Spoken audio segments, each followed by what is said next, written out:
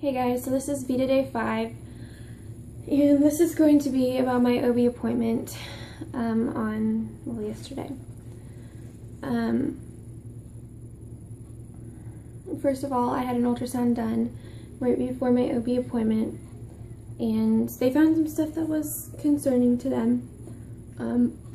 I went in there and I was going to get my strep B test done, but at the moment I have a yeast infection. Well, I did, and I'd been taking Monistat for it, as they had told me to, and I was on my last day, so they said it would tamper with the strep B test if they did that today, so I have to wait until next week to get that done. But normally it's done at my office now at 35, 36 weeks, so but I'll be getting it done next Monday. So yeah, basically she measured my stomach, and I'm measuring a little bit big for my gestational week, so but that corresponded with the weight that she thought that he was, which was 6 pounds 1 ounce. So he's just measuring a little bit big, maybe half a pound big, which isn't too bad, but that would set me at around 8 pounds at 40 weeks if he was developing average, like average kids, just like half a pound a week, I think. So anyways, that would just be a couple ounces bigger than what Kaiden was when he was born, but he was born early, so anyways, then she checked my cervix, and he's not engaged. He is really far down. My cervix is really far down, which is how it always is, even when I'm extremely dilated. But what else did she say? She said he wasn't close to being engaged. I don't think, because she said that when she pushed on his head, it just floated up. So obviously he's not engaged or close to.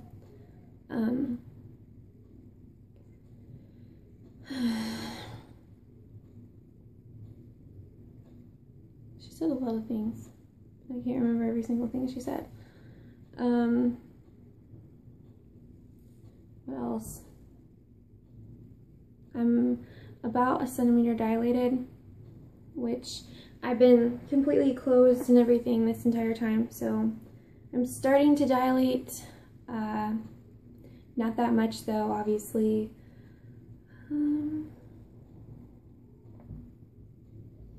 Which is normal. So for about this week gestation, I was only 35 weeks 4 days, so it's pretty normal to only be one, even closed. And she didn't mention effacement. I don't know if I was effaced or not, but she didn't mention it, so I guess I wasn't. I don't know. She also did mention, when we talked about the future, because obviously my due date's coming up and everything like that, and she decided that we should probably start talking about some kind of labor onsetting operation. Okay, that sounds terrible, but I don't know how to explain it, but she wanted to do something to try and bring on labor around 37, 38 weeks, probably more like 38 weeks, because of the complications that I'm having at the moment with Ash. And I haven't told you all of those, but they're going to keep checking him in the next 2 appointments. It will be 2 appointments before we do anything, and she was wanting to induce me, but I wanted to try an alternative method before I was induced, if it comes to that. The reason that they're wanting to get him out sooner than normal is because he's having a lot of medical problems that they can't really fix when he's in the womb, but he's having problems with his regulating his heart rate and problems with his placenta. So they're getting concerned. It's not something that's a big enough deal yet that they have to put me in the hospital to be monitored constantly. But they are monitoring me closer, and if it gets any worse, they're going to have to obviously do something about it because it's getting bad. So that's why they're considering this option. I didn't want an induction, especially if he's not ready, because that's what happened last time with Kaiden, and it caused a lot of complications. But this time they're going to do a sweep at around 37 weeks and 4 days, around there. And I've had a lot of people get mad at me because I said this, especially people who are like, well, I'm a medical professional and I don't think that you should make this decision, but it's not my decision to make. It wasn't my decision. I didn't go in there and say, I want a sweep done in 2 weeks. No, I did not even ask. I didn't bring it up. It was more from the results of the ultrasound and the results of the Doppler and the results of all the tests that they've been doing. They decided that it was the safer option of just letting him stay in there or not. And it's not guaranteed. If he gets better, then they're not going to do it. So hopefully everything works out, but his heart has been doing this for a while now, and it's getting worse. So at this point, it's more for his safety and his well-being.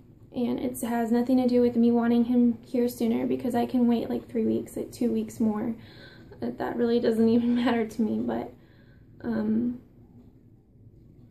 the reason that they're doing it is because it would be safer for him if they did this. So they're going to keep monitoring him, and if he gets better, then, you know, no problems.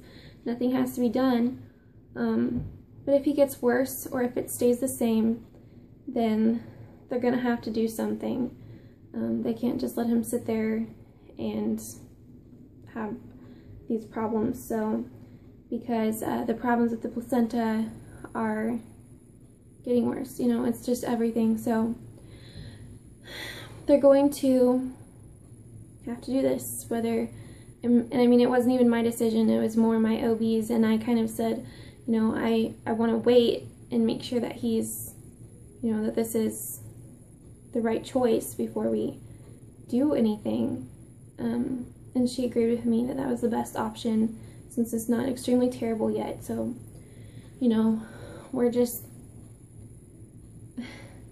it just drives me crazy when people like make judgments on me when it wasn't even my original decision. Like, it's not like I'm wanting him to be premature or come early or whatever. I mean, it's not like I'm doing this just for the hell of it. I'm doing this because my son is having problems, and me and my obstetrician are looking out for his well-being. So I would really appreciate it if, before you made harsh judgments like that on me, if you know my medical history and his history and what's going on, before you tell me I'm a terrible parent. So that's what's going on, and I will keep you guys updated as to what's going on as far as his heart and everything. So I'll see you guys later. Bye.